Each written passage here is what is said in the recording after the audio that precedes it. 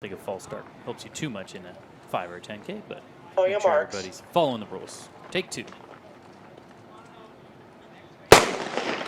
So we're off the men's 10,000 meters as we run through the entries here. As you mentioned, Alex Masai of Hofstra goes in 1, Alec Parsons of Stanford in 2, Charles Hicks of Stanford in 3, Luke Beatty of Utah State goes in 4, Tibabu Proctor of Washington in 5, Mika Bedouin Rousseau of Stanford in 6, Stephen Grohl of PDC. We've seen a couple of their runners, as we mentioned in that 5K, Leach and others. Stephen Grohl of PDC in 7. Jack O'Leary of Iona goes in 8.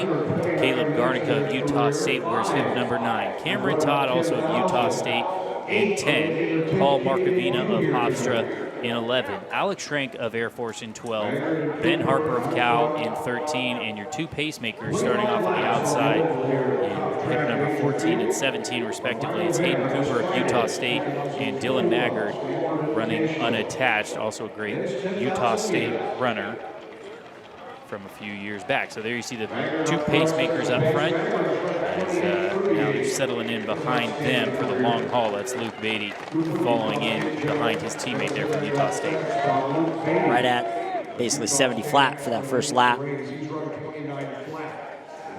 So 4 guys, let's see, 1, 2, 3, 4, 5 guys I think in here that have broken 29 minutes. So, you know, should have and that's, you know, just under 70-second pace per lap. So, you know, that appears to be what they are shooting for from a pace standpoint. And Maggart leading the way right now, you know, has had a great career at Utah State.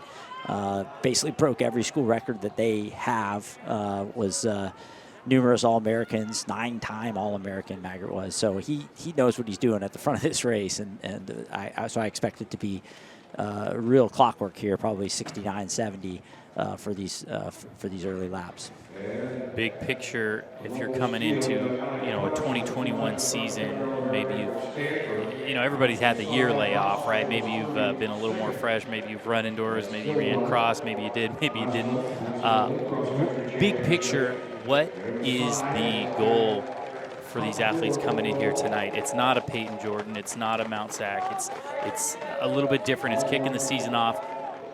What should they be looking to overall? Well, I think the hard part in the 10K is you're not necessarily able to run, you know, multiple 10Ks in a season. So if they're towing the line and lacing up for a 10K in the season, they're going to want to get something out of it. And ideally, it's probably knocking an NCAA qualifying mark out so that they can just kind of go away from the 10K until maybe the championship season, you know, conference championship, and then ultimately NCAA. So I think that'd be a huge win for a lot of these guys, would be just getting that that NCAA mark. And my guess is that's going to be, you know, right around 29:20, 29:30 is what it's going to take. So, you know, I think a lot of guys in this race are going to try to get under that. So digging deeper into that, what kind of 10Ks are we going to have available this year? I mean, there's not, you know, you're not going to have your typical Mount Sacs and Peyton Jordan. So, I mean, what kind of 10Ks are we looking at as opportunities for these athletes to qualify?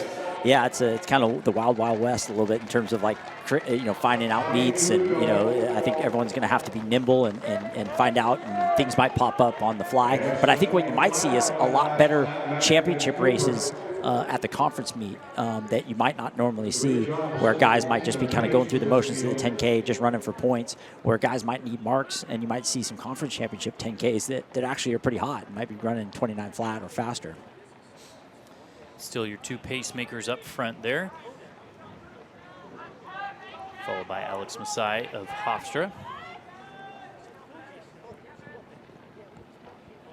And again, so much history here on this Stanford track at the longer distances. You kind of hear the silence, which is a bit unnerving in a way. It's a little different. We're not used to that. We're getting used to it, unfortunately, in a lot of these different sporting events. But we are not so much used to feeling it here, even at a 10K, right? A 10K doesn't always draw the largest crowd. Sometimes it's at the end of the meet, it's at night, it's cold, the rest of the team kind of gone back to the hotel. But we're used to just seeing the contingent of fans and teammates and supporters here at the Stanford Invite and other Stanford meets that we don't have here. But again, it's an opportunity for these athletes, and they're going to jump at it.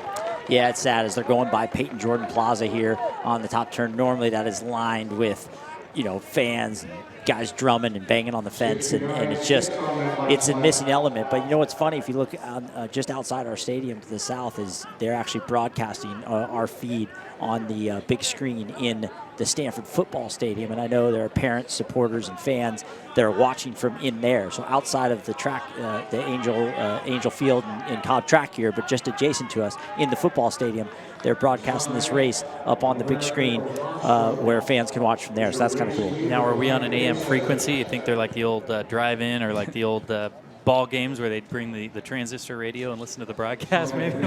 Probably not. But you still got Maggart and your pacemakers up front there, and then again followed by Masai from Hofstra in third. Now, about 5.5 minutes into this race, we're pretty strung out. You see the competitors there in that front pack. We are a little bit spread out as we've got 10, 12 meters back, and then another 10 meters back there for this 10K. So it's still early goings. We're going to go ahead and I'm going to kick it over to Scott. We have a couple special interviews here coming up with, I believe, Ella Donahue and others. So, Scott, take it away. Yeah, thanks. And we're just right around, still holding 70 pace there, so they're locked in at clockwork, and we are excited to have in the booth with us right now Ella Donahue, just fresh off of her cool down on her debut 5,000. Hello. Yeah. And a phenomenal race, Ella, in that 5,000. Now, that's your first ever 5,000, is it correct? Yes, I know. It's crazy that in my 5th year, it's taken this long to run my first 5K, but I'm super happy that I got to do it on my home track. And, yeah, it was a fun race and a great race for all my teammates as well. Now, is this is the 5,000? Is this an event that you're kind of been keying on for the last couple of years that you've been trying to get ready for? Yeah, I had some injuries my first couple of years, and so I think, missing my first 2 track seasons, my coaches just wanted to focus me more in the 1,500, which is definitely more my event in high school. But I think I knew for a long time, I was definitely going to run a 5K, and it could become my event. And after this race, coach pulled me aside and said, "We're going to do another one." So, so I'm excited. I honestly thought it was really fun, and I'm just excited to get the season rolling, really. Well, you looked awesome out there. Maybe talk to us a little bit about the race. What did that go about as you expected? Was it better than expected? Talk. Yeah, I think I was telling my coaches, I think I sometimes come in with expectations that are maybe a little too high. And I know that they're maybe like a little too high for where I'm at right now. I know that I can run faster than that, and I think sometimes I come in with, expectations that I know I won't necessarily be able to meet on that day. But I think for my debut, I couldn't be happier with how I ran it, and I think I stayed really mentally tough once the pacers dropped out and was able to grind alone, which I think bodes well for future races. Now, what about your battle there with Herbert? Somebody you saw in cross country. Yes. You guys had a great Pac-12 championship against each other, and obviously she's somebody you're going to be real familiar with this spring. How did that race play out? Yeah, I think I just told myself at the beginning of the race, find a rhythm, pretend like you're tempoing, and just stick on those rabbits and on Haley, and then just, go race. I think I run best when I just tell myself to stick in it and, do what I do best, which is just race people and try to beat people. So, I had to run alone there for a little bit, but I think I did a good job just winding it down at the end, too. Yeah, and our 10,000 here approaching 3K mark. Talk to us a little bit about just this wild last 12 months. And so, like you said, you're in your 5th year. You've kind of been on a steady drumbeat, and then you get kind of derailed here. Just talk about the journey that you've been on over the last 12 months and where that puts you. Yeah, I'm not going to lie. It was rough, and I think it was rough for everyone. I think, all people, not just college athletes, everyone had such a rough year. But I think, honestly, just being back here, I just couldn't be more grateful. And, when we got when we found out that we were going to get to come back to school, even though it was much later than I think a lot of people were able to go back to college and train with their teams, I think all of us were just nothing but very grateful to get the opportunity to come back. And, it definitely has looked different, since we've been back. But honestly, I couldn't ask for anything more, being here with my teammates, being able to train with my best friends, this is why I do this. And so, yeah, I think especially after a year like that, it was just so fun to finally be back. And I think this group is just getting started too, the sun's out and we're training on the track, and what we're doing is really special. So I think it's been a long time coming for this group, and yeah, we're just super happy that we're together again. That's great. It's great to hear. Well, congratulations on a great race today, and thank you for your time up here, and good luck with the rest of your season. Thank you. Appreciate it. Thank you to Ella Donahue. So the men just passed there through 2 miles or 3,200 meters in that 10K. And we're going to kind of check back in on the clockwork that they've been on, which has been basically 67s and 68s with Maggart leading the way. Yeah, everybody pretty content to kind of hold their role and their position right now. Again, Masai just cruising along in that third position, kind of the first true position, if you will, after the 2 pacemakers. And like you said, just clicking them off. You'd expect nothing less from the pacemaking of Maggart there in the front. Looks like a Hoka jersey. And no surprises so far, let's put it that way. We've still got Masai leading the way, and I believe it's Beatty behind him. So you see, take a look at the chase pack, as it were. Not so much chasing going on. They're about 80 meters back, but of course everybody keeping an eye on that clock as well. So at least they've got somebody to run together with in that backpack. There's your top 4.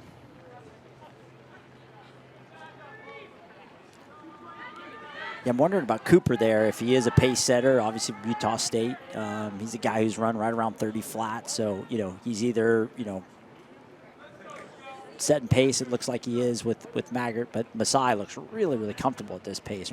And, a guy who's run sub 13:30, he's, probably got the best chops in this field in terms of pure, achievement. And so he looks to be pretty comfortable at this pace. Yeah, Masai, 29:39 in the 10K, 13:28 in that 5K, as you mentioned. So pretty comfortable, pretty confident, and a lot of the 10K is just about putting in the work. I mean, clicking off the laps. If you have good pacemaking, you still gotta turn your legs over. You still gotta run the distance.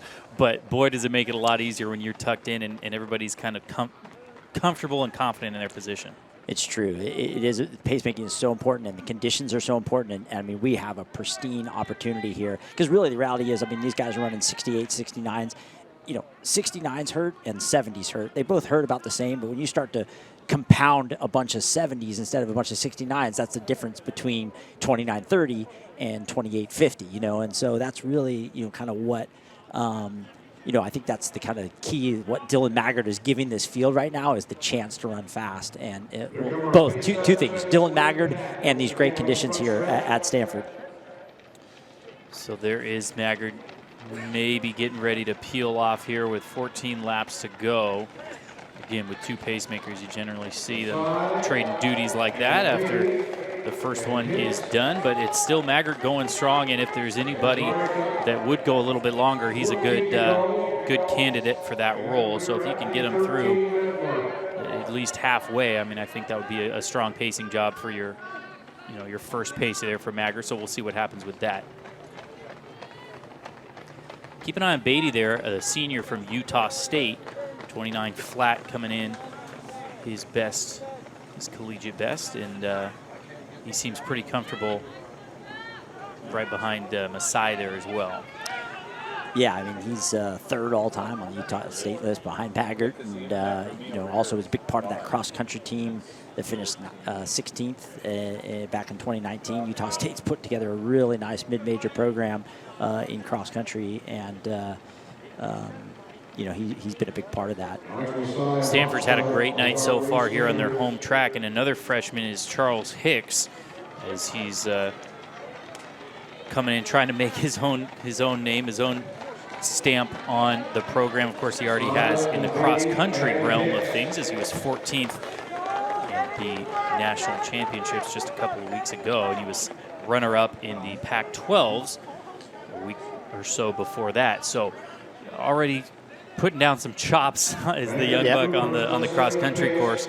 And so he's shown that he can do it over that 10K distance. Of course, hasn't had a chance to run a 10K on the track just yet, but again, it's been a great night for Stanford across the board so far. So Charles Hicks there sitting in about fourth. I guess fourth. I think that is fourth there. Yeah, he's sliding up there on the rail. Right, for Charles Hicks. So keep an eye on him in that dark gray jersey there of Stanford.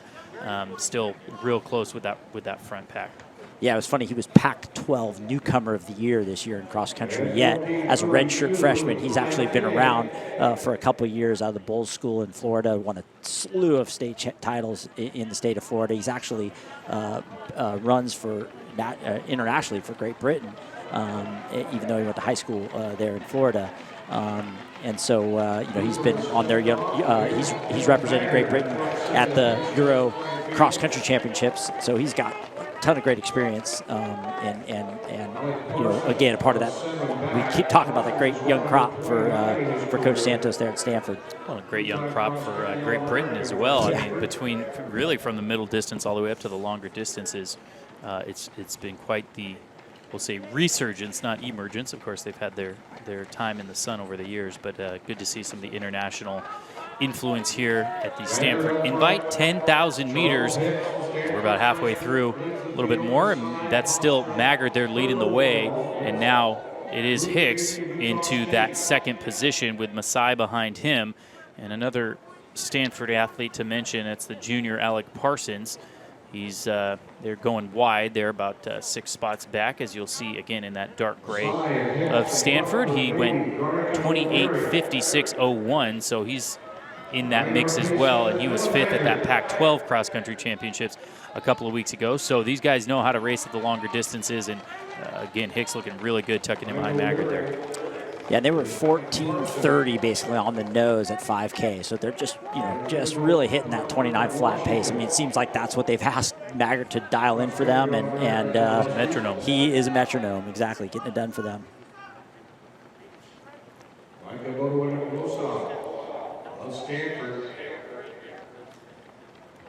Proctor there from Washington, he's got to keep an eye on just in terms of this Pac-10 flavor up here. Him kind of the back end of that lead pack. He's been Tim Proctor's been kind of a key part of that Washington team. Unfortunately, had a rough day at the NCAA championships in cross country this winter, but he's a key piece of that team. And if he can come in and break 29 today, that would be huge for the Huskies.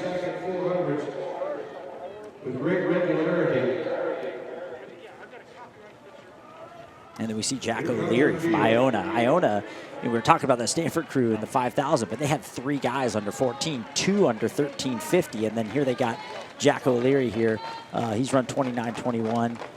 He was the MAC runner-up in 2019, and so that Iona squad is really looking great and in great form, coming all the way across country, traveling 3,000 miles, and coming here to really take advantage of this opportunity. And that's what you want to do if you're going to fly across country and bring a squad out. You want to take advantage of this opportunity, and the guys did in the 5,000, and Leary's kind of tucked right in there in this lead pack of the 10K as well. Well, and it compounds. It's kind of two sides of the same coin. You see your teammates doing well, and you don't want to be the odd man out. And it's kind of two sides of the same coin as far as, hey, we came all the way across the country, let's make it count, versus, hey, we're on our home track, let's make it count, And so for Stanford, 7 guys under 14 minutes in that 5K, just incredible. All told, counting, multiple guys in other events today and tomorrow, 11 guys on the squad under 14 minutes in the 5K distance, and a lot of young guys too. So, I mean, we're kind of repeating the thing, the same thing here, but we've got a lot of young talent in this Pac-12, and some veteran leadership as well. But wow, pretty good depth. They've been waiting for this. That's the thing. These guys have been, just chomping at the bit for a year now, and to have a night like tonight, it doesn't surprise me that they came out and they've answered the call, and it's awesome. So Maggard, 67 for that lap. So they're actually kind of cranking it up just a little, kind of squeezing it down. We'll see if that maybe causes any break in that lead pack. But right now, everybody looks pretty in control with this pace.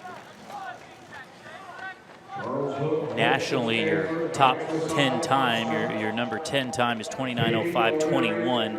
Van Scoter of Georgetown. So kind of a barometer, as you said, a calibration of this national list. Will also, if you're really on the die-hard side of it. You'll be keeping an eye on that Hayward Premier 10K as well. I think they're a minute or two ahead of ours here.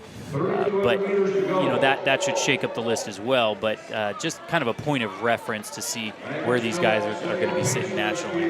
Yeah, they're on Eugene Standard Time up there, which is about a minute ahead of Palo Alto time. So there's Maggart sliding, stepping off 69 for that last circuit for him. So he did the work that he was supposed to do.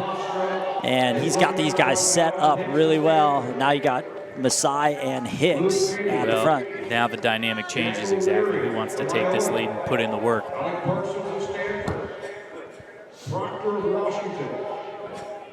And that led to a little break, you see. So just when he stepped off and Hicks went to the front, that caused the break. And now you see 6 kind of breaking away from those 2. And it's Hicks up front. We were talking about him, Masai as well. And of course, from Utah State, Luke Beatty, we saw him with the leaders kind of from the beginning, comfortable with his former teammates up front there, or current teammate. And like you said, the Iona representation of Jack O'Leary in the yellow as well. Some international flavor up there. Obviously, Hicks, a Brit, and O'Leary, an Irishman, 6-time Irish champ, and the Masai, obviously from Kenya.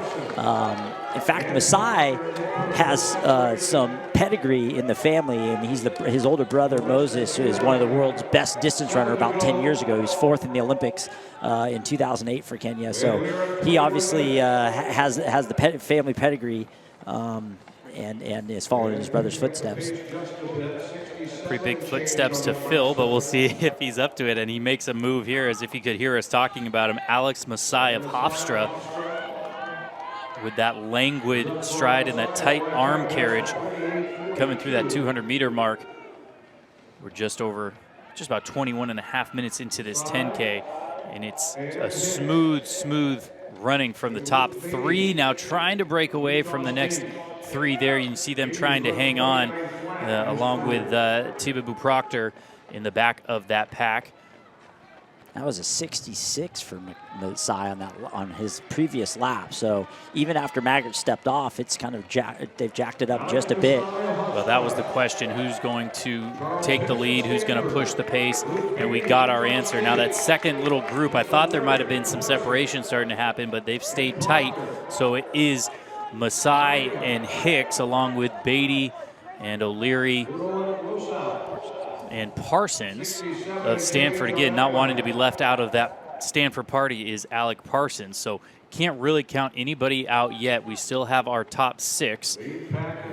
Proctor as well, as I mentioned, from Washington. So top 6, still all in it, but Masai with that lead looking very smooth and comfortable in the front of the pack. Parsons kind of moving up through that group now, and we talk about this youth movement at Stanford, but Parsons is one of those stalwarts who's been a part of the Stanford program for 3-4 years now. Been a real cross-country stalwart for them, a big part of their teams. He's gone 28-56, but he's never quite got over the hump on the track and making the NCAA finals in the 10K. And hopefully this is his year. And this is obviously he's running well today, and this is a good starting point for him. He's just kind of bounced his way up that lead group. Now he's moving to Beatty's shoulders, so trying to get with his teammate Hicks here in a second. 66 for Masai. Not afraid to do it on his own. He's still being chased, and they're not breaking away just yet. I keep thinking there might be a little bit of a break in the armor. You see the wide shot there, maybe 4 meters, maybe 5, let's say, back to those chasing 4. And it looks like Parsons was trying to make a push and get on Beatty's shoulder there, and neither of them were really able to do it. Yeah, Beatty's kind of speed bumping that group, but then here look at Proctor. Proctor's going to try to bridge that gap because Beatty's speed bumping that second group.